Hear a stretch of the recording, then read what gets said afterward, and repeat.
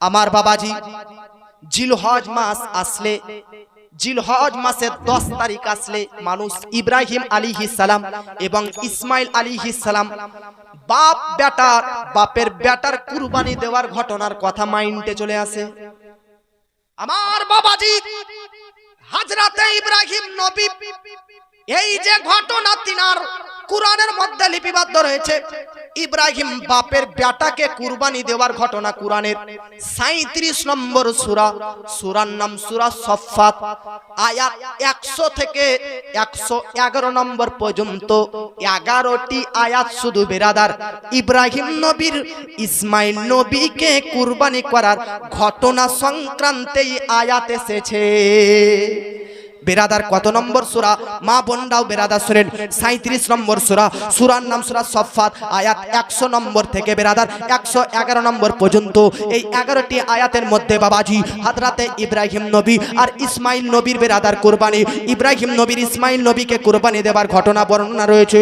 এ বাবাজি আপনাদেরকে বলতে চাই কোন হযরতে ইব্রাহিম নবী, কোরআনের মধ্যে আল্লাহ পাক বলতেছে ওয়াত্তাখাযাল্লাহ ইব্রাহিম খলিলা। বাবাজি হযরতে ইব্রাহিম নবী কে ছিলেন? আল্লাহ কোরআনে বলতেছে আল্লাহর তিনি খুব কাছের বন্ধু ছিলেন, খুব প্রিয় বন্ধু ছিলেন, আল্লাহর দোস্ত ছিলেন। খলিল মানে হচ্ছে বন্ধু।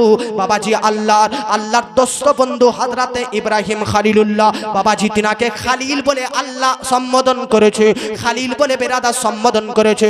ফেরেশতারা আল্লাহকে বলতেছে ওগো আল্লাহ, ইব্রাহিম নবীকে তুমি খালিল কেন বলো, বন্ধু কেন বলো, কেন কেন কেন? আল্লাহ পাককে ফেরেশতারা বলতেছে ওই ইব্রাহিমের দিলে, ইব্রাহিমের অন্তরে তো তার বেটার প্রতি মহব্বত অত্যন্ত রয়েছে, যে তোমার বন্ধু হবে তার দিলে মনে শুধু তুমি ছাড়া আর কারো মহব্বত থাকবে না। ইব্রাহিমের দিল মনে তো তার শুধু সন্তানের প্রতি মহব্বত ভালোবাসা, তাকে তুমি খালিল কিভাবে বলতে পারো? বাবাজি বেরাদার আপনাদেরকে বলতে চাই, ধ্যান দিয়ে গুরুত্ব সহিত শুনবেন বেরাদার। হযরতে ইব্রাহিম নবীর পুত্র সন্তান ইসমাইল নবী বেরাদার জন্ম নিল। এবার দেখেন বেরাদার 102 নম্বর আয়াত আল্লাহ পাক কোরআনের মধ্যে বলতেছে বেরাদার হযরতে ইসমাইল নবী বেরাদার বড় হয়ে গেলেন। কিতাবের মধ্যে লিপিবদ্ধ রয়েছে ইসমাইল নবীর বয়স 7 বছর অথবা 13 বছর হয়। কেউ কেউ বলতেছে 7 বছর, কেউ কেউ বলছে 13 বছর বেরাদার, কেউ কেউ বলছে 7, কেউ কেউ বলছে 13। আপনারা একটা কথা বলেন তো বেরাদার, ইব্রাহিম নবী বৃদ্ধকাল পর্যন্ত, বয়স্ক কাল পর্যন্ত, বৃদ্ধ পর্যন্ত বাচ্চা পায়নি বেরাদার। বহু বিয়ের পর, বহু বছর পর যদি কেউ কোনো একটা বাচ্চা পাই, বলুন তো ওই বাচ্চাকে ভালোবাসবে কি বাসবে না? প্রচুর মহব্বত হবে কি হবে না? বহু বছর পর আল্লাহ পাক ইসমাইল নবীকে সন্তান রূপে যখন ইব্রাহিম নবীকে দান করলেন, আল্লাহর নবী ইব্রাহিম পয়গম্বর ইসমাইল নবীকে বহু ভালোবাসতেন বেরাদার, মহব্বত করতেন, মায়া করতেন, দয়া করতেন। এই দেখেন বাবাজি হযরতে ইব্রাহিম নবীর এই সন্তানের প্রতি ভালোবাসা দেখে ফেরেশতারা আল্লাহকে বলতেছে আল্লাহ ওই দেখো ইব্রাহিমের অন্তরে তোমার মহব্বত মনে হয় আর নেই, তার কারণ সন্তানের মহব্বত তার অন্তরে চলে এসেছে। এই কারণে আল্লাহ পরীক্ষা নেবার জন্য, এই কারণে পরীক্ষা নেবার জন্য আল্লাহ পাক ইব্রাহিম নবীকে তার সন্তানকে কুরবানি করার জন্য হুকুম দেয়। কেন কুরবানি করার হুকুম দিল ছেলেকে বলেন তো? ফেরেশতারা আল্লাহকে প্রশ্ন করছে, শুনেন না, একটু ধ্যান দিয়ে একটু দিমাগে দিকে রাখুন। ফেরেশতারা প্রশ্ন করছে আল্লাহ যে ইব্রাহিম নবীর অন্তরে ছেলের প্রতি মহব্বত হয়ে গেছে বেশি, আল্লাহ তো আল্লাহ বলছে না আমার মহব্বত তার অন্তরে বেশি। পরীক্ষা করতে চাও তো দেখো পরীক্ষা করি। এই জন্য আল্লাহ পাক ইব্রাহিম নবীকে জিলহজ মাসের 8 তারিখে স্বপ্ন দিল। কেউ একজন ফেরেশতা ইব্রাহিম নবীকে বলতেছে কুরবানি করো। তো ইব্রাহিম নবী স্বপ্ন দেখলেন, আচ্ছা বলেন। সকালে ঘুম ভাঙলো, তো ঘুম ভাঙার পর কুরবানি করো স্বপ্ন দিয়েছে, তো উনি 100টি উট কুরবানি করলেন। দ্বিতীয় জিলহজ মাসের 9 নম্বর রাত্রে আবার স্বপ্ন দেখেছে কুরবানি করো। ইব্রাহিম নবী বলছে 100টি কুরবানি করলাম, তাও কুরবানি কবুল হয়নি। আবার 200টি কুরবানি উটের করলেন। তৃতীয় রাত 10ই জিলহজ, যেদিন আমরা কুরবানি করি ওই রাত্রিতে, কালকে কুরবানি আর আজকের এই রাতটা 10ই জিলহজের রাত, কুরবানি করো। তো ইব্রাহিম নবী বলছে আল্লাহ কুরবানি কি করব? 300টি তো উট জবাই করলাম, কুরবানি দিলাম। তো আল্লাহ পাক বলছে ইব্রাহিম তোমার কাছে সবচাইতে যেটা মাহবুব পছন্দনীয় তাকে কুরবানি করো। আর ইব্রাহিম নবী ছিলেন, বুদ্ধিমান ছিলেন, বুঝে গেলেন যে আমার ছেলেকে দিকেই ইঙ্গিত, তাকে কুরবানি করার কথাই আল্লাহ পাক বলতেছে। সকাল বেলায় ঘুম ভাঙার পর ভাই আপনারাও যদি এইরকম বাপরা স্বপ্নে দেখেন যে কোন রকম কেউ বলছে স্বপ্নে যে তোর বেটাকে কুরবানি কর, সকালে উঠে কি বেটাকে কুরবানি করবেন? জোরে বলেন, করবেন না। পাপ হবে, গুনাহ হবে, বড় জাহান্নামী হবেন। কেন? আমাদের স্বপ্ন 40%-এর 1% সত্য, 39% মিথ্যা। আর নবীগণদের স্বপ্ন খবাব হচ্ছে 100-100-100-তেই সত্য। জোরে বলেন, নবীদের স্বপ্ন হচ্ছে সত্য। এই জন্য আপনি স্বপ্নে দেখলে করা যাবে না, কিন্তু নবীগণ যেটা স্বপ্নে দেখতেন ওটা উনাদের স্বপ্নের মধ্যেও আয়াত অবতীর্ণ হতো, ওহী অবতীর্ণ হতো। এই দেখেন বাবাজি, সকাল বেলাতে সংক্ষিপ্তে বলতেছি, বিরক্ত হবেন না। ইব্রাহিম নবী সকাল বেলাতে বেরাদার, সকাল বেলাতে সন্তানকে বেরাদার হযরতে ইব্রাহিম নবী ইসমাইল নবীর মা হযরতে হাজেরাকে বলে বিবি হাজেরা, আজ অমুক এক জায়গাতে এক বড় ব্যক্তির বাড়িতে, এক বড় আমার বন্ধুর বাড়িতে আমার ছেলের আর আমার দাওয়াত আছে, ইসমাইলকে সাজিয়ে গুছিয়ে দাও, তাকে দাওয়াতের বাড়িতে নিয়ে যাব। এটা একটা কিতাবে লেখা আছে। আর একটা কিতাবে লেখা আছে ইব্রাহিম নবী সকাল বেলাতে ঘুম থেকে ওঠার পর বিবি হাজেরাকে বলতেছে উনুনের জন্য, রান্না করার জন্য আজকে ডাল আনতে হবে, আজকে জালখাড়া আনতে হবে। এই যে বেরাদার, উনুনের নিচে চুলহতে জালখানি দেওয়া হয় কি হয় না, জ্বালানি আনতে হবে। ইসমাইল আর আমি যাচ্ছি। বিবি হাজেরা বলতেছে ঠিক আছে যাও। যাই হোক বাবাজি, হযরতে ইব্রাহিম নবী যেমনই বিবি হাজেরাকে বলে, বিবি হাজেরা তার সন্তান ইসমাইল নবীকে বেরাদার গোসল দিয়ে দেয়, ভালো পবিত্র কাপড় পোশাক পরিধান করাইয়া দেয়, চোখে সুরমা লাগিয়ে দেয়, আর ইব্রাহিম নবীর সঙ্গ করে দেয়। এই দেখেন বাবাজি, ইব্রাহিম নবী তার সন্তান ইসমাইলকে রাস্তায় নিয়ে যেতেছে। যেতে যেতে এইদিকে বিবি হাজেরা ইসমাইল নবীর মায়ের কাছে শয়তান একটা মানুষের রূপ ধরে এসে বলতেছে ও হাজেরা, জানো জানো আজ তোমার সন্তান কোথায় গিয়েছে? বিবি হাজেরা বলতেছে জানি না। কেন জানবো না? আমার স্বামী ইব্রাহিম আমার ছেলেকে নিয়ে গেছে কোন এক বন্ধুর বাড়িতে দাওয়াত খেতে। ওই শয়তান রূপী মানুষ বলতেছে না না বিবি হাজেরা, তোমার সন্তান ইসমাইলকে তোমার স্বামী ইব্রাহিম আলাইহিস সালাম দাওয়াত খেতে নিয়ে যায়নি, তাহলে কোথায় নিয়ে গেছে? বিবি হাজেরাকে শয়তান বলতেছে তোমার সন্তানকে জবাই করার জন্য তার পিতা নিয়ে গিয়েছে মিন্নার মধ্যে। মা শোনার পর, বিবি হাজেরা শোনার পর শয়তানকে বলছে কোন বাপ কি তার ছেলেকে কুরবানি করতে পারে? তো শয়তান বলছে কেন নয়, তোমার স্বামীকে স্বপ্ন জগতে আল্লাহ বলেছে সন্তানের কুরবানি দিতে, এই জন্য তোমার স্বামী তোমার সন্তানকে কুরবানি দেওয়ার জন্য নিয়ে গেছে। হাজেরার উত্তর শুনেন। বিবি হাজেরা বলতেছে আরে মারদুদ শয়তান, আল্লাহ আমাকে একটা ইসমাইল দিয়েছে আর আল্লাহ চেয়েছে তার কুরবানি। আল্লাহ যদি আমাকে 1000 ইসমাইল দিত তো 1000 ইসমাইলকে আমি আল্লাহর পথে আজকে কুরবানি করে দিতাম। ইয়ে ছিল বিবি হাজেরার রিঅ্যাকশন। শয়তান দেখলো বিবি হাজেরাকে পথভ্রষ্ট করতে পারলাম না, তো শয়তান চলে গেল ইসমাইলের কাছে। ইসমাইল, তুমি জানো তোমার আব্বা তোমাকে কোথায় নিয়ে যাচ্ছে? ইসমাইল বলছে কোথায় নিয়ে যাবে? বন্ধুর বাড়িতে নিয়ে যাচ্ছে দাওয়াত খেতে আমাকে, আমার আব্বার বন্ধুর। ইসমাইল বলছে না, তোমাকে জবাই করতে নিয়ে যাওয়া হচ্ছে। তো ইসমাইল বলছে আমাকে জবাই করতে কি বাপ করতে পারে? বলছে তোমার বাপকে আল্লাহ তাআলা হুকুম দিয়েছে তাই। ইসমাইল বলছে আল্লাহ যদি বাস্তবিক সত্যই হুকুম দিয়েছে তো আমি 1000 বার আল্লাহর দরবারে কুরবানি হতে ইচ্ছুক। আব বেটাকেও পারলো না পথভ্রষ্ট করতে, বিবি হাজেরা স্ত্রীকেও মাকেও পারলো না, গিয়েছে ইব্রাহিম নবীর কাছে। ইব্রাহিম, তুমি স্বপ্নে যে কুরবানি করার হুকুম পেয়েছো এটা তোমাকে কোনো শয়তান বলেছে, আল্লাহ বলেনি। আর ইব্রাহিম নবী তো নবী ছিলেন, চিনতে পেরে গিয়েছে এই শয়তান। এই জন্য এই শয়তানকে জামরায়ে উকবা বলে জায়গা, যারা হজ করতে গিয়েছেন তারা জানতে পারবেন।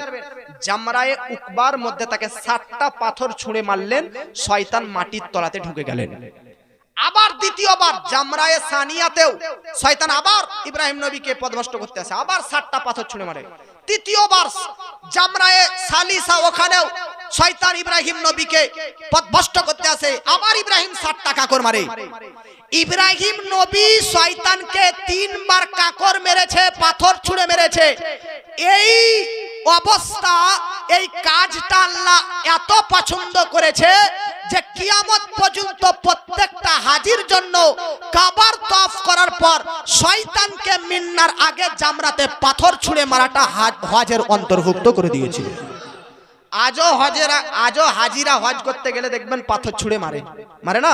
যারা হাজি আছে তারা জানবেন পাথর ছুঁড়ে মারানো হয়। কেন? আজ তো শয়তান নেই, তো যদিও বা আজ শয়তান নেই, তখন ছিল। ওটা ইব্রাহিম নবীর স্মৃতিকে মানুষের মাইন্ডে রাখার জন্য কিয়ামত পর্যন্ত আল্লাহ পাক এটা তৈরি করে রেখেছে। এই যে সাফা মারওয়াতে হাজিরা দৌড় দেয়, কোরআনে আছে ইন্না সাফা ওয়াল মারওয়াতা মিন শাআইরিল্লাহ। এই দৌড় দেওয়াটাও ইব্রাহিম নবীর স্ত্রী বিবি হাজেরার সঙ্গে সম্পর্ক। ভাই, এই জন্য আপনাদেরকে বলতে চাই, ইব্রাহিম নবী বেটাকে নিয়ে যায় কুরবানি করতে। বেরাদার, ইব্রাহিম নবী ইসমাইল নবীকে বলতেছে, সূরা সাফফাতের 103 নম্বর আয়াত শুনেন বেরাদার।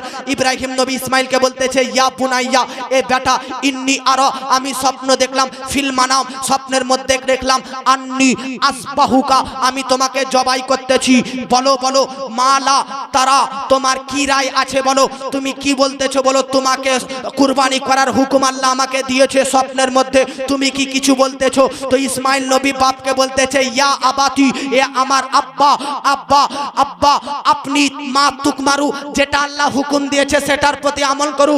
লা লা, আল্লাহ পাকের নবী ইসমাইল নবী বলতেছে, লা সাতাজিদুনি, আমি ইসমাইল নবীকে ইনশাআল্লাহ মিনাস সাবিরিন, ধৈর্যশীলের মধ্যে পাবেন।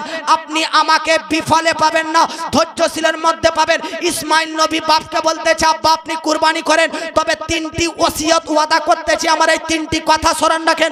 বাপ বলতেছে, বলো বেটা তোমার কি কথা? তো ইসমাইল নবী বাপকে বলতেছে, আব্বা আপনি আমাকে কুরবানি করবেন, তো আমার হাত পা, আমার শরীরকে রশ্মি দিয়ে, দড়ি দিয়ে বেঁধে দেন, তাতে যেন আমি ছটফট না করি, আর আপনি বাপের অন্তরে দয়া মায়া না চলে আসতে পারে। বেটা বাপকে বলতেছে, দ্বিতীয় ওয়াদা, দ্বিতীয় ওসিয়ত হচ্ছে, আব্বা আপনি যখন আমাকে জবাই করবেন তখন উল্টো পিঠ করে ব্রাদার উভুর করে শুইয়ে রাখবেন, তাতে আমার চেহারা এইরকম সুজা তালা শুয়ে থাকলে আপনি আমার চেহারা দেখলে আপনার অন্তরে মায়া হবে, কুরবানি থেকে আপনি বিরত হয়ে যেতে পারেন। তাই আপনি উভুর করে রাখবেন, পেছনে আমাকে পেছন দিয়ে আমার কুরবানি করবেন, তাতে যেন আপনার হাত না কাঁপে আল্লাহর হুকুম থেকে। বাবাজি ইসমাইল বলতেছে, আব্বা 3 নম্বর বাধা, আপনি যখন আমাকে জবাই করবেন চোখে পট্টি বেঁধে জবাই করবেন, তাতে যেন আপনি আপনার সন্তানের জবাই করার দৃশ্য দেখে সহ্য না করতে পারে, জবাই যেন না করতে পারেন, তাই পট্টি বেঁধে আজকে আপনি আমাকে কুরবানি করবেন। আল্লাহু আকবার। ছুরি রেডি, তলোয়ার রেডি, ছুরি রেডি, তলোয়ার রেডি। ইসমাইল নবী উবুর হয়ে সাইতে রয়েছে, ইসমাইল নবীর শরীরে হাত পা বেঁধে রাখা হয়েছে। আল্লাহু আকবার।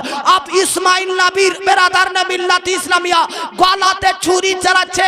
একবার ছুরি চালায়, ধারালো ছুরি পাথর মধ্যে চালায়, পাথর 2 টুকরো হয়ে যায়। ইসমাইল নবীর গলা 2 টুকরো হয় না, 2 বার ছুরি চালায়। ইসমাইল নবীর গলাতে একটা পশম পর্যন্ত বেরাদার কাটে না। তো ইব্রাহিম নবী ছুরিকে জিজ্ঞাসা করতেছে, ছুরি তুই বড় বড় হাট শক্ত শক্ত পাথরকে কেটে চূর্ণ বিচূর্ণ করে দিচ্ছি। ইব্রাহিম নবী বলতেছে, সামান্য ইসমাইল নবীর এই নরম নাজুক গলাকে কাটতে পারিস না কেন?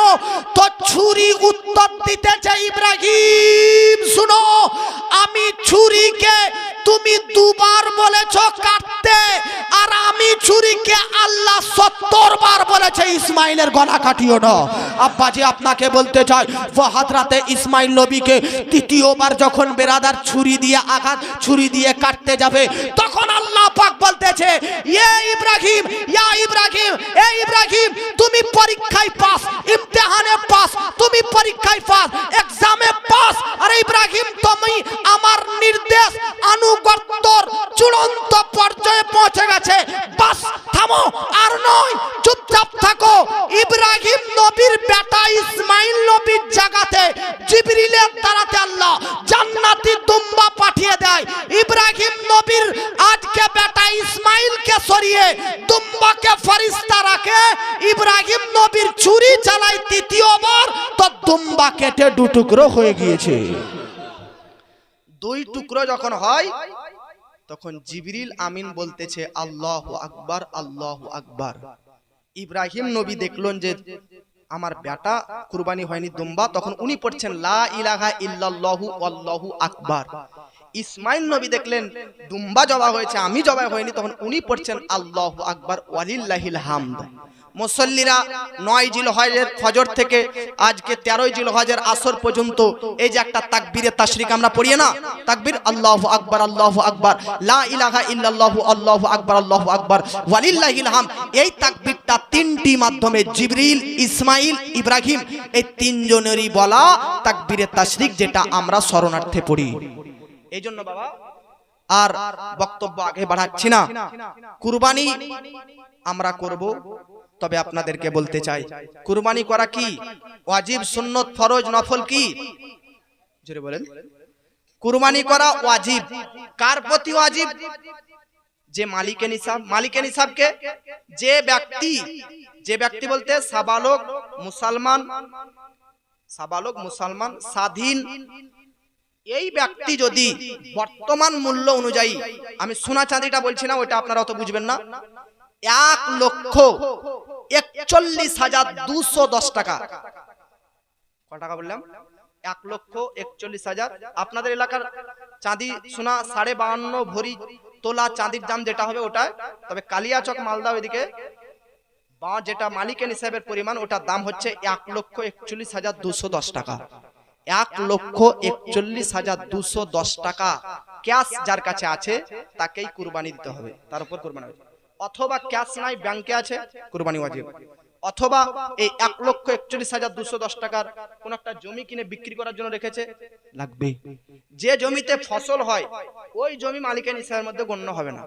যেই জমি আপনি বিক্রি করার জন্য কিনেছেন, পতিত রেখেছেন ওকে, ওই জমিটা ধরা যাবে।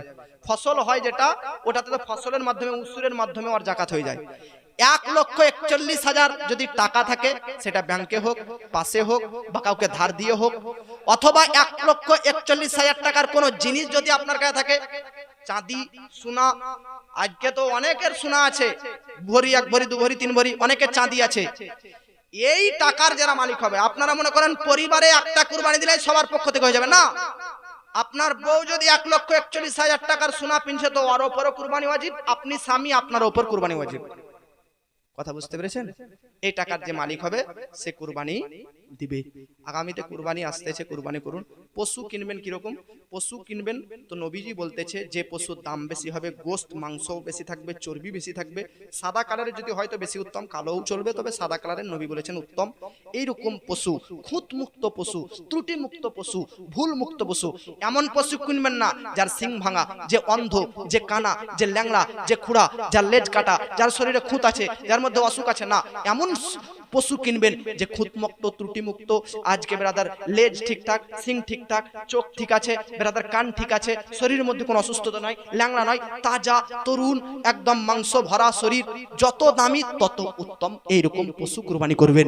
তবে পশুকে দেখতে গেলে দাঁত হওয়া শর্ত নয়, পশুর বয়স দেখবেন। উট যদি কুরবানি দেন 5 বছর শর্ত, গাই, গরু, মহিষ যদি কুরবানি দেন তাহলে 2 বছর শর্ত, আর যদি ভেড়া বা ছাগল কুরবানি দেন, বকরি কুরবানি দেন, খাসি কুরবানি দেন, তাহলে 1 বছর। ছাগল, ভেড়া, খাসি যদি কুরবানি দেন 1 বছর। কত বছর জোরে বলুন? ছাগল, ভেড়া, খাসি, দুম্বা 1 বছর। গরু, মহিষ, গাই কুরবানি দিলে কত? 2 বছর। উট দিলে কত? জোরে বলেন। 5 বছর। কুরবানি কার প্রতি ওয়াজিব? 1,41,000 টাকার যে মালিক, সেই ব্যক্তির প্রতি কুরবানি ওয়াজিব। এই পশু কিনবেন। আর হ্যাঁ, আর একটা কথা বলি, কুরবানির জন্য মেন জিনিস হচ্ছে নিয়ত। জোরে বলেন কি? নিয়ত। আপনারা দুটো কথা, নিয়ত কি বললাম? অনেকের নিয়ত থাকে যে বড় গরু কিনবো, লোকে নাম করবে যে বাবা রে কত বড় গরু কিনে, হ্যাঁ রে, নামের উদ্দেশ্যে। অনেকে বড় গরু, নাম নয়, বড় গরু কিনেন কিন্তু নামের উদ্দেশ্য নয়, লোক দেখানো নয়। কেন? আল্লাহ কোরআনে বলতেছে লাই ইয়ানানাল্লাহু লুহুমুহা ওয়ালা দিমাউহা ওয়ালাকিন ইয়ানালুহুত তাকওয়া। তোমাদের মাংস, তোমাদের রক্ত, এগুলো আল্লাহর দরবারে যাবে না, যাবে তোমাদের অন্তরের নিয়তটা। নিয়তে যদি মাংস খাবো বলেন, নিয়তে যদি লোক দেখানো ভাব থাকে, তাহলে আল্লাহর দরবারে কবুল হবে না। মাংস রক্ত এগুলো যাবে না, যাবে কি নিয়তটা। এজন্য নিয়ত আমাদের কি হবে, ওটা আল্লাহ কোরআনে শিক্ষা দিয়েছে কি, ইন্না সলাতি ওয়া নুসুকি ওয়া মাহইয়ায়া ওয়া মামাতি লিল্লাহি রাব্বিল আলামিন। আমাদের কুরবানি, আমাদের নামাজ, আমাদের উপাসনা, আমাদের আরাধনা, আমাদের জীবন, আমাদের মরণ হবে একমাত্র আল্লাহ তাআলার জন্য। এজন্য আমাদের জীবনের লক্ষ্য কি হবে, নিয়ত কি থাকবে কুরবানি দেওয়ার জন্য। নিয়ত জরুরি। কত টাকায় কিনেছেন পাড়া প্রতিবেশীদেরকে বলে বেড়াবেন না, কেন বললে লোক দেখানো ভাব আসবে। কত বড় কুরবানি করেছেন লোক দেখাবেন না, বাড়িতে রাখবেন। তবে শুনেন, পশু, যে পশু আপনি কিনবেন কুরবানি দেওয়ার জন্য, ওই পশুকে নিজের কাজে ব্যবহার করতে পারবেন না। আপনি মাঠে ক্ষেতের কাজে লাগাতে পারবেন না, নিজের কোনো কাজে ব্যবহার করতে পারবেন না। এমনকি বেরাদার পশুকে, বেরাদার নে মিল্লাত ইসলামিয়া যে গোবর আসে, মা বোনরা ওই গোবরে ঘুষি থেকে রান্না করে, ওই গোবরটা ঘুষিতে ব্যবহার করতে পারবে না। গোবরটি ঘুষিটা বিক্রি করে তার টাকাটা দান করতে হবে। না হলে যার বাড়িতে থাকবে সে পুষবে, তো সে গোবরটা নিবে, এরকম একটা মীমাংসা করবে। তো এরকম পশু খাঁটি, নিয়ত খাঁটি, আর টাকা পয়সাও যদি খাঁটি, এই তিনটি জিনিস যদি থাকে, তাহলে আপনার আমার কুরবানি ওয়াজিব অপরে। কথা বুঝতে পেরেছেন? বাস, আর আপনাদের সম্মুখে আগে বাড়াচ্ছি না। দু একটা গজলের ফরমাইশ আছে, গজলটা বলে একবার দরুদ পড়েন। আল্লাহুম্মা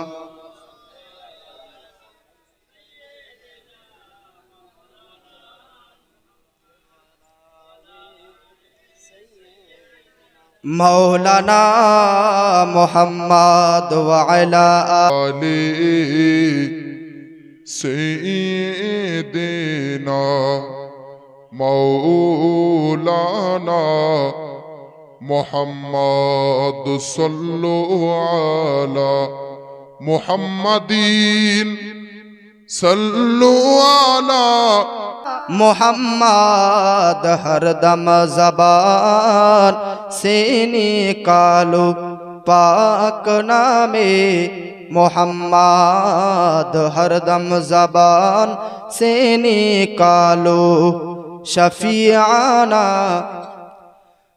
ओरे ओ भूमि मदीनार भूमि, जोरे बोलेन। ওরে ও ভূমি মদিনার ভূমি, ওরে ও মাটি মদিনার মাটি, বাম দিকে দুই সাথী হায়, রওজাতে আমার নবী জিন্দা শুয়ে রয়। বাম দিকে দুই সাথী হায়, ডান দিকে আমার নবী জিন্দা শুয়ে রয়। अब ये গজলটা এইভাবে নাই, দুই দিকে দুই সাথী, বিছখানে নবী শুয়ে রয়। গুগলের মধ্যে নবীজির মাজার ম্যাপে দেখবেন, এইভাবে নাই। আপনি বুঝাতে কি চাইছে যে নবীর রওজাতে দুজন ব্যক্তির মাজার আছে, একজন আবু বকর সিদ্দিকের আর একজন উমারে ফারুকের। তো আবু বকরের মাজার এখানে, তো উমারে ফারুকের মাজার এখানে, আর মিডিলে নবীর না, এরকম নাই। বরং আমার নবীজির মাজার ডান দিকে, আমার নবীজির বাম কাঁধ বরাবর প্রথমে মাজার আবু বকরের, আবু বকরের বাম কাঁধ বরাবর উমারে ফারুকের মাজার। তো নবীজি মিডিলে হলো না এক সাইডে হলো? এক সাইডে ডান দিক, আর পরস্পর বাম দিকে আমার নবীজির মাজার। আপনাদের দিকে ডান দিকে এটা পড়ছে নাকি? তো আমার নবীর মাজার ধরেন এখানে, তো নবীর বাম সাইডে প্রথমে আবু বকর, আবু বকরের পাশে বাম দিকে হচ্ছে কি উমার ফারুক। এইজন্য এই গজলটা এইভাবে পড়বেন, বাম দিকে দুই সাথী রওজাতে জিন্দা নবী শুয়ে রয়, অথবা বাম দিকে দুই সাথী, ডান দিকে আমার নবী জিন্দা শুয়ে রয়। কথা বুঝতে পেরেছেন কিনা? গজলের মধ্যে আমাদের পরিবর্তন হওয়া উচিত। মহব্বতে বলুন সুবহানাল্লাহ। ওরে ও ভূমি মদিনার ভূমি, ওরে ও মাটি মদিনার মাটি, বাম দিকে দুই সাথী হায়,